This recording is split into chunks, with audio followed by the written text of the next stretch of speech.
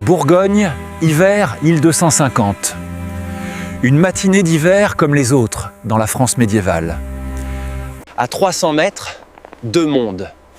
L'un gèle, l'autre prospère. Pourquoi ? Imagine-toi debout dans une cabane paysanne médiévale. Hiver 1250, quelque part en Bourgogne. La température extérieure est de moins 15 degrés Celsius. À l'intérieur, autour de moins 5 degrés. Tes doigts sont engourdis, presque gelés. Ta respiration forme des nuages de vapeur blanche. Le vent glacial siffle à travers les fissures dans les murs de torchis. Un feu de bois maigre, quelques branches ramassées dans la forêt seigneuriale avec permission limitée, brûlent faiblement dans un foyer primitif. La fumée remplit la pièce entière, car il n'y a pas de vraie cheminée. Tes yeux piquent, tu tousses constamment. Le sol de terre battue sous tes pieds est gelé, dur comme de la pierre. Maintenant, imagine-toi à seulement 300 mètres de distance, dans le monastère voisin. Même jour, même hiver, même température extérieure de moins 15 degrés. Mais tu entres dans le scriptorium, la salle où les moines copient des manuscrits précieux. La température ici, 10 degrés Celsius, confortable. Tes doigts peuvent bouger librement, aucune fumée dans l'air. L'air est propre, respirable. Dans le calefactory, la salle de chauffe commune, il fait même 15 degrés. Les moines travaillent paisiblement, en habits de laine multicouches, copiant des textes latins pendant des heures, sans trembler de froid. Comment cette disparité était-elle possible ? Comment les moines créaient-ils un confort thermique relatif dans une époque où la technologie de chauffage était, en théorie, primitive ? Et plus important encore, pourquoi cette chaleur était-elle réservée à une infime minorité pendant que la majorité de la population gelait littéralement dans leurs habitations ? Plantons le décor. Nous parlons de la période médiévale s'étendant approximativement de l'an 500 jusqu'en 1500 après Jésus-Christ. Géographiquement, concentrons-nous sur la France monastique, Cluny en Bourgogne, l'abbaye de Fontenay, Mont-Saint-Michel en Normandie, Saint-Denis près de Paris. Les hivers français de cette époque étaient comparables aux hivers actuels, régulièrement entre moins 10 et moins 15 degrés Celsius, avec des pointes occasionnelles atteignant moins 20 degrés pendant les périodes appelées le petit âge glaciaire, entre 1300 et 1850. Voici la réalité brutale. Un bâtiment monastique typique mesurait entre 50 et 100 mètres de longueur. Les murs en pierre calcaire atteignaient 60 cm à 1 mètre d'épaisseur. Les plafonds s'élevaient à 4 à 6 mètres de hauteur. Le volume d'air à chauffer était colossal, plusieurs milliers de mètres cubes. Sans chauffage actif, la température intérieure d'un tel bâtiment en pierre descendrait naturellement à environ 2 degrés au-dessus de la température extérieure seulement. Moins 13 degrés à l'intérieur quand il fait moins 15 dehors. Absolument invivable pour un travail intellectuel prolongé. Les doigts gèlent, l'encre se solidifie, le parchemin devient cassant. Et pourtant, les monastères prospéraient. Les moines copiaient des manuscrits pendant tout l'hiver. Ils priaient dans leurs stalles pendant des heures. Ils étudiaient, débattaient, enseignaient. Comment y sont-ils parvenus ? Décortiquons exactement leur technique. Les moines bénédictins et cisterciens comprenaient quelque chose que la plupart des gens modernes oublient. Le chauffage radiant par le sol est supérieur au chauffage convectif par l'air. Ils avaient lu les textes classiques latins, Vitruve en particulier, et connaissaient les descriptions détaillées des hypocaustes romains. Un hypocauste, c'est un système où un feu allumé dans une chambre souterraine chauffe l'air, qui circule ensuite sous le plancher à travers un réseau de canaux en briques, réchauffant la pierre au-dessus. Pourquoi ce système était-il si efficace ? Thermodynamique élémentaire. Nos radiateurs modernes chauffent l'air de la pièce. L'air chaud, plus léger, monte immédiatement au plafond. Résultat, tes pieds restent froids pendant que le plafond est chaud, exactement l'inverse de ce que tu veux. L'hypocauste, lui, chauffe le sol directement. La chaleur rayonne depuis le bas vers le haut. Tes pieds, la partie du corps la plus exposée au froid, sont immédiatement réchauffés. La sensation de confort est instantanée. Voici comment la construction fonctionnait dans les monastères les plus riches, comme Cluny. On creusait sous le sol de certaines pièces privilégiées, le scriptorium, la salle du chapitre, parfois la bibliothèque, une chambre de 80 cm de profondeur. Des piliers de briques, espacés de 60 cm environ, soutenaient un plancher surélevé composé de dalles de pierre posées sur des arches. Dans une pièce latérale adjacente, un praefornium, un four spécialisé avec une large ouverture, brûlait continuellement pendant les 6 mois d'hiver. L'air chaud produit par ce feu circulait sous le plancher à travers les espaces entre les piliers. La pierre se réchauffait lentement, mais uniformément sur plusieurs heures. Une fois chaude, elle rayonnait cette chaleur accumulée vers le haut pendant des heures supplémentaires, même après l'extinction du feu. C'est de l'inertie thermique, la capacité de la pierre à stocker et libérer la chaleur graduellement. Une température douce et stable, de 12 à 15 degrés Celsius, pouvait être maintenue dans les pièces équipées. Ta maison moderne, avec chauffage par le sol, c'est exactement le même principe, sauf que tu utilises des tubes d'eau chaude au lieu de l'air chaud et l'électricité ou le gaz au lieu du bois. Mais le principe physique fondamental, réchauffer le sol pour un confort radiant, est identique à celui des moines du XIe siècle. Mais voici la limitation brutale. Seuls les monastères les plus riches pouvaient se permettre l'hypocauste. La construction nécessitait des maçons spécialisés avec une expertise technique rare. Des tonnes de briques devaient être produites et assemblées avec précision. Le projet prenait des semaines ou des mois de travail artisanal. Et l'entretien ? Quelqu'un, généralement un frère servant d'origine paysanne, devait alimenter ce four en bois continuellement, jour et nuit, pendant 4 à 6 mois chaque hiver. Cela représentait plusieurs milliers de kilos de bois brûlés chaque saison. Les paysans, ils n'avaient même pas les moyens de construire une cheminée décente avec un conduit de fumée approprié, encore moins un hypocauste souterrain sophistiqué nécessitant des compétences d'ingénierie spécialisées et des ressources matérielles massives. Maintenant, parlons de la deuxième technique que presque tous les monastères possédaient, riches ou modestes, le calefactory, littéralement salle chauffée en latin. C'était souvent la seule pièce commune officiellement chauffée toute la journée pendant les mois d'hiver. Une cheminée massive dominait cette salle. Pas une petite cheminée domestique ordinaire, une structure monumentale mesurant 2 à 3 mètres de largeur à son ouverture, suffisamment grande pour brûler des bûches entières de 2 mètres sans même les couper. La hotte s'élevait jusqu'au plafond voûté et au-delà, avec un conduit de pierre expertement construit qui évacuait la fumée efficacement sans remplir la pièce. Les dimensions étaient intentionnelles et calculées.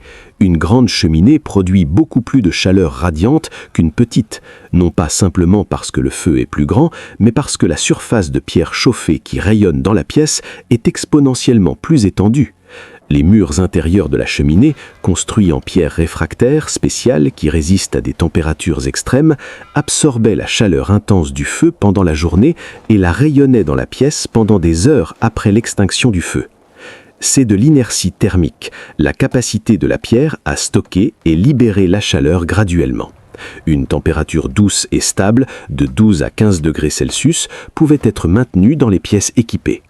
Ta maison moderne, avec chauffage par le sol, c'est exactement le même principe, sauf que tu utilises des tubes d'eau chaude au lieu de l'air chaud et l'électricité ou le gaz au lieu du bois. Mais le principe physique fondamental, réchauffer le sol pour un confort radiant, est identique à celui des moines du XIe siècle. Mais voici le détail révélateur de la hiérarchie sociale, même au sein des monastères. L'accès à la calefactory était contrôlé. L'abbé et les moines seniors, ceux d'origine noble ou avant une ancienneté importante, avaient un accès prioritaire et illimité. Les novices et les frères servants, souvent recrutés parmi la paysannerie, recevaient des slots temporels limités et devaient attendre leur tour. Les laïcs, travaillant pour le monastère comme ouvriers agricoles, ils n'avaient généralement aucun accès à la calefactory. Ils travaillaient dehors dans le froid, puis rentraient dans leurs propres cabanes hivernales le soir. La consommation de bois était phénoménale. Un calefactory maintenu actif pendant 6 mois d'hiver brûlait 15 à 20 tonnes de bois de chauffage. Les monastères possédaient des forêts entières, des centaines d'hectares, précisément pour assurer cet approvisionnement constant de combustible. Les arbres étaient coupés systématiquement, transportés, séchés, stockés. Les paysans, eux, avaient le droit de ramasser péniblement des branches défuntes tombées dans les forêts seigneuriales ou monastiques avec une permission strictement limitée à certains jours de l'année, sous surveillance. Jamais assez pour se chauffer correctement tout l'hiver. Souvent, ils brûlaient de la paille, du fumier séché, même leurs propres meubles en bois en cas de désespoir extrême. Ensuite venait une technique d'ingénierie particulièrement élégante. Les cuisines monastiques fonctionnaient toute l'année, préparant des repas pour des communautés de 50 à 300 moines selon la taille du monastère. Les fours de cuisson, les foyers multiples, les cheminées pour retirer les miettes, tout cela produisait une chaleur constante et considérable jour après jour. Les architectes monastiques, formés dans des traditions remontant aux ingénieurs romains, ne gaspillaient jamais cette énergie thermique précieuse. Dans les monastères bien conçus, Fontenay est un exemple architectural exquis de cette sophistication, la cuisine était positionnée stratégiquement au centre géométrique du complexe. Les conduits de cheminée ne montaient pas simplement verticalement vers le toit, comme dans une construction primitive. Non, ils serpentaient d'abord horizontalement à travers l'épaisseur des murs, passant derrière le réfectoire où les moines mangeaient, longeant parfois le dortoir où ils dormaient, réchauffant ces espaces adjacents avant que la fumée ne s'échappe finalement par le toit. C'était du chauffage passif par récupération de chaleur, un concept que l'ingénierie moderne a prétendu inventer dans les années 1970 avec les systèmes de ventilation à récupération d'énergie. Les moines cisterciens le pratiquaient déjà au XIIe siècle. Les conduits étaient intégrés dans l'épaisseur même des murs de pierre. 60 cm à 1 mètre d'épaisseur de mur signifiait suffisamment d'espace pour y incorporer des canaux de fumée de 20 à 30 cm de diamètre sans compromettre la structure. La pierre entourant ces conduits chauds se réchauffait graduellement et rayonnait cette chaleur dans les pièces adjacentes pendant des heures. Le réfectoire, la grande salle à manger communautaire, bénéficiait particulièrement de cette disposition ingénieuse. Les moines mangeaient leur repas dans un relatif confort thermique même en plein hiver. 8 à 10 degrés Celsius, au lieu des 2 degrés d'un bâtiment non chauffé. Ce n'était pas le luxe tropical, bien sûr, mais c'était suffisant pour manger sans que tes mains tremblent de froid incontrôlable. Voici l'élégance économique de ce système. La cuisine devait de toute façon chauffer pour cuisiner. C'était une dépense énergétique nécessaire et quotidienne. En routant intelligemment les conduits de cheminée à travers le bâtiment, on obtenait du chauffage supplémentaire essentiellement gratuit. Aucun bois supplémentaire brûlé, juste une utilisation architecturalement plus intelligente de la chaleur déjà produite. C'est de l'efficacité énergétique passive avant que le terme n'existe. Mais encore une fois, cette sophistication architecturale nécessitait une planification experte dès la phase de conception et construction initiale du monastère. Un architecte qualifié devait calculer les angles des conduits, les dimensions optimales, les routes à travers les murs massifs. Les paysans construisaient leurs cabanes eux-mêmes, en quelques semaines avec des matériaux locaux grossiers et aucune expertise technique. 4 murs de torchis, un toit de chaume et un simple trou dans le toit pour que la fumée s'échappe. Aucune distribution de chaleur sophistiquée, juste la survie minimale. Maintenant, considérons le 4e principe qui révèle une compréhension profonde de ce que nous appelons aujourd'hui l'architecture solaire passive.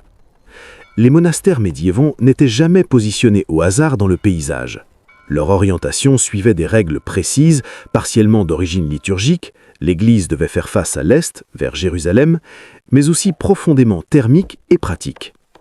La règle générale respectée par les architectes monastiques, les bâtiments de vie quotidienne, dortoirs, réfectoires, scriptorium, faisaient face au sud ou au sud-ouest. Pourquoi cette orientation spécifique ? Pour maximiser l'exposition au soleil pendant les courtes journées d'hiver, quand le soleil reste bas sur l'horizon sud. Le côté sud du cloître, cette grande cour centrale rectangulaire entourée de galeries couvertes où les moines marchaient et méditaient, était systématiquement le plus utilisé en hiver. Protégé du vent du nord glacial par le bâtiment même de l'église qui servait de brise-vent naturel et exposé pleinement au soleil du sud, cette corridor devenait une zone thermiquement privilégiée. Les moines marchaient ici, lisaient leurs psautiers, conversaient à voix basse. La différence de température entre le côté nord du cloître et le côté sud pouvait atteindre 5 degrés Celsius, simplement grâce à l'exposition solaire et à la protection du vent. Les fenêtres suivaient la même logique solaire. Grandes fenêtres avec des vitraux colorés au sud pour capturer un maximum de lumière solaire et sa chaleur rayonnante, petites fenêtres étroites au nord pour minimiser les pertes thermiques vers le côté froid. C'est exactement ce que les architectes modernes appellent conception solaire passive. Et les moines cisterciens la pratiquaient au XIIe siècle, 800 ans avant que cela ne devienne un terme technique enseigné dans les écoles d'architecture contemporaine. Mais voici où la masse thermique entre en jeu de manière cruciale. Ces murs de pierre massifs de 60 cm à 1 mètre d'épaisseur n'étaient pas simplement structurels pour supporter le poids des voûtes. Ils fonctionnaient comme des batteries thermiques géantes, des accumulateurs de chaleur naturelle. Pendant les rares journées ensoleillées d'hiver, peut-être 1 ou 2 par semaine en Bourgogne hivernale, la pierre du côté sud exposée absorbait la chaleur solaire rayonnante tout au long de la journée, lentement, graduellement, sur 8 à 9 heures d'ensoleillement.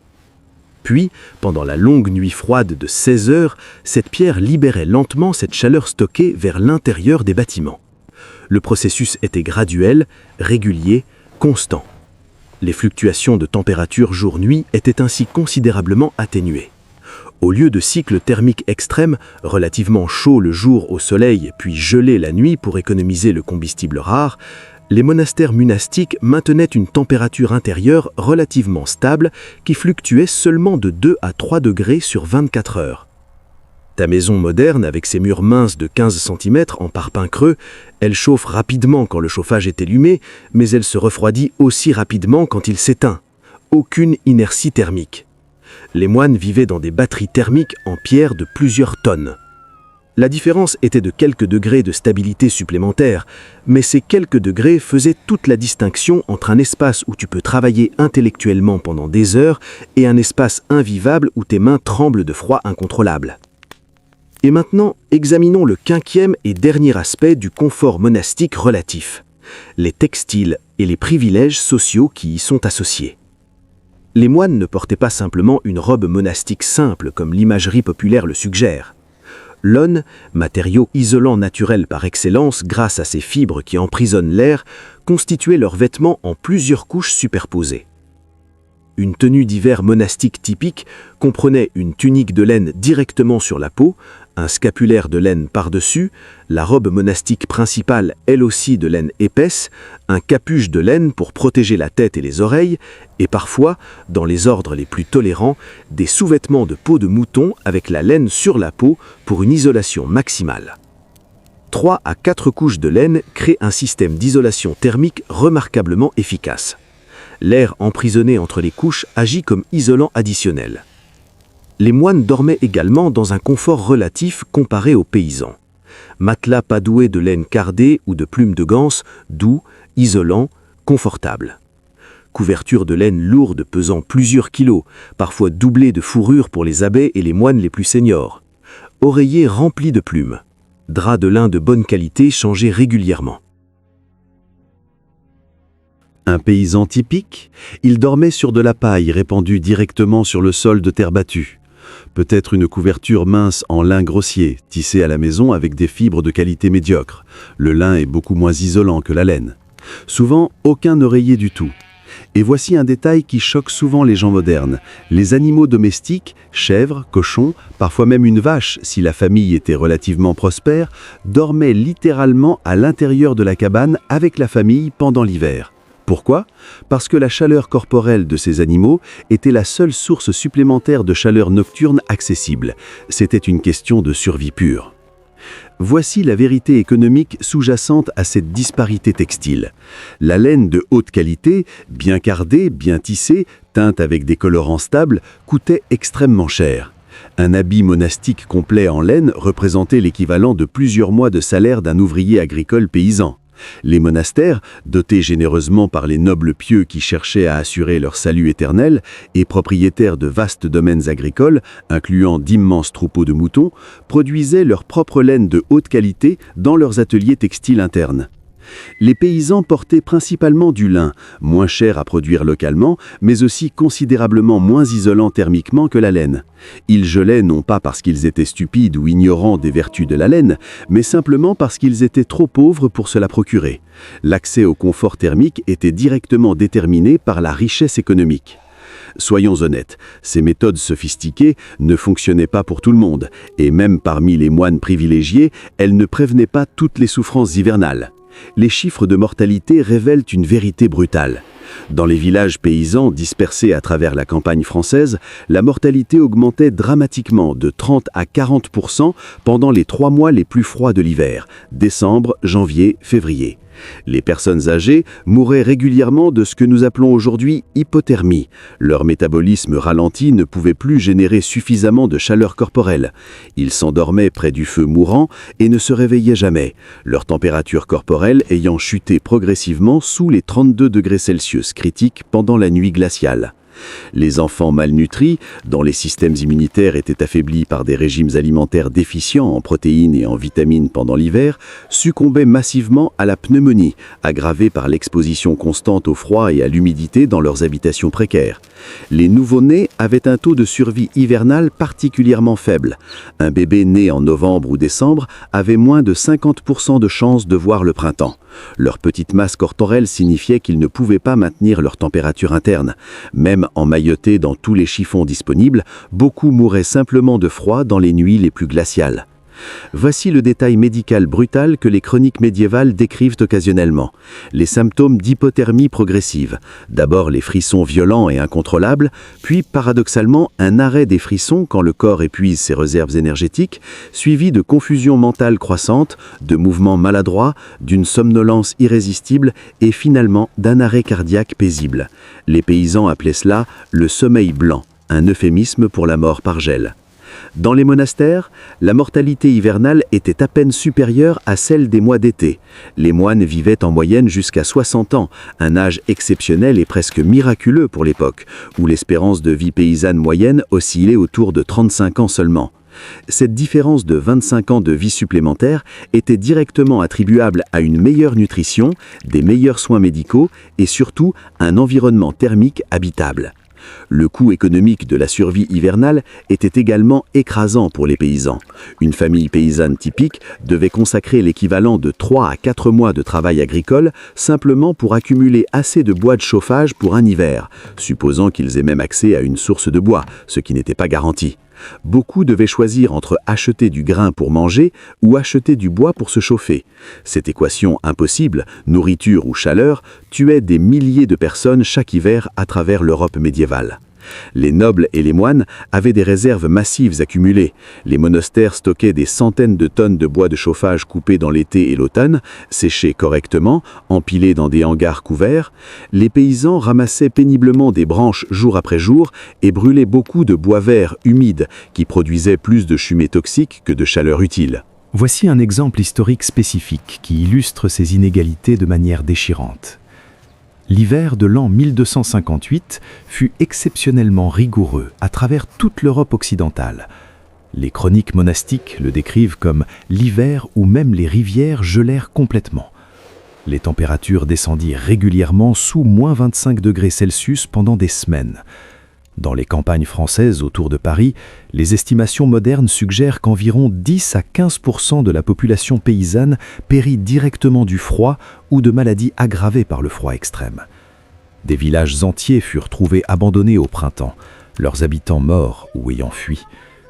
Dans les monastères parisiens, comme Saint-Denis, les chroniques rapportent que les moines continuèrent leur routine normale presque sans interruption. Quelques mentions de grand froid dans leurs journaux quotidiens, mais aucune mortalité inhabituelle. Leur système de chauffage sophistiqué les protégeait efficacement, pendant que le monde paysan à l'extérieur des murs monastiques mourait massivement. Cette réalité historique est difficile à ignorer. Alors, pourquoi tout cela importe-t-il aujourd'hui, en cette année 2025 ? Des architectes et ingénieurs contemporains étudient activement les monastères médiévaux, non pas pour des raisons religieuses ou historiques sentimentales, mais pour leur ingénierie thermique pragmatique et efficace. L'université de Bath, en Angleterre, l'école d'architecture de Grenoble, en France, plusieurs institutions du CNRS mènent des projets de recherche détaillés sur les principes thermiques monastiques et leur application possible dans la construction moderne. Pourquoi ce regain d'intérêt scientifique soudain pour des bâtiments de 800 ans ? Crise énergétique mondiale, changement climatique accéléré. Les bâtiments modernes consomment actuellement environ 40% de l'énergie mondiale totale, principalement pour le chauffage et la climatisation mécanique. Cette dépendance énergétique est insoutenable économiquement et écologiquement. Nous cherchons désespérément des alternatives au chauffage et à la climatisation mécanique énergivore, et nous redécouvrons que les moines médiévaux avaient déjà résolu beaucoup de ces défis, passivement, sans électricité, en utilisant simplement les principes physiques naturels et une architecture intelligente. Le chauffage par le sol radiant, c'est redevenu un standard de luxe dans la construction résidentielle haut de gamme moderne, mais c'est exactement l'hypocauste monastique médiéval. L'orientation solaire passive, c'est maintenant enseigné comme principe fondamental dans toutes les écoles d'architecture écologique, mais les cisterciens le pratiquaient méthodiquement au XIIe siècle. La masse thermique en pierre ou en béton pour stabiliser les températures intérieures, les bâtiments certifiés écologiques modernes l'incorporent délibérément, exactement comme les murs monastiques d'1 mètre d'épaisseur. Voici un fait surprenant qui démontre la continuité directe. Ton manteau d'hiver moderne en duvet d'oie ou en fibre synthétique isolante, il utilise exactement le même principe physique que les couvertures monastiques multicouches en laine, emprisonner de l'air immobile entre des fibres pour créer une isolation thermique. Nous n'avons pas inventé ce principe, nous avons simplement industrialisé et synthétisé ce que les moines médiévaux pratiquaient déjà, avec des matériaux naturels. Maintenant, examinons un exemple récent et concret. La crise énergétique européenne de 2022-2023, aggravée par les tensions géopolitiques, a provoqué des augmentations massives des prix du chauffage au gaz et à l'électricité à travers la France. Des millions de ménages se sont soudainement trouvés incapables de chauffer correctement leur logement en hiver. Le gouvernement français a dû introduire des mesures d'urgence, des refuges thermiques, des centres communautaires chauffés où les gens pouvaient venir se réchauffer gratuitement, ont été ouverts dans de nombreuses villes. Devine quels bâtiments ont souvent servi de ces refuges thermiques d'urgence. Des églises anciennes, des abbayes désaffectées, des bâtiments historiques en pierre avec leurs murs épais et leurs masses thermiques. Même partiellement chauffés, ils maintenaient une température habitable grâce à leur principe de construction passif, hérité du Moyen-Âge. Les bâtiments modernes mal isolés, avec des murs fins, se refroidissaient rapidement dès que le chauffage était coupé ou réduit. L'ingéniosité monastique médiévale n'était pas archaïque ou dépassée. Elle était et reste une leçon d'efficacité énergétique que nous réapprenons péniblement aujourd'hui sous la pression de crises énergétiques et climatiques. Voici la leçon philosophique plus profonde que je retiens personnellement de cette étude. L'inégalité thermique n'a jamais disparu. Elle s'est simplement modernisée et déplacée. Au Moyen-Âge, 2% de la population, les moines, les nobles, les riches marchands, vivaient dans un confort thermique relatif, pendant que 98% gelaient. Aujourd'hui, en France, en Europe, à travers le monde, il existe toujours une division profonde entre ceux qui vivent dans un confort climatique constant toute l'année et ceux qui souffrent du froid en hiver ou de la chaleur en été parce qu'ils ne peuvent simplement pas payer leurs factures énergétiques croissantes.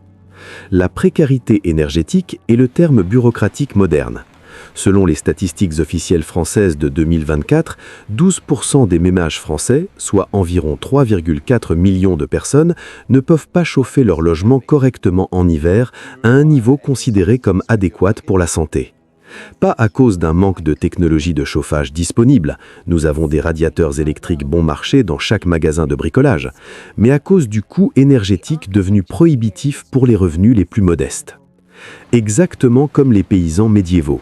La technologie de chauffage existait, l'hypocauste fonctionnait, le calefactory chauffait efficacement, mais ces systèmes n'étaient simplement pas économiquement accessibles à la majorité de la population.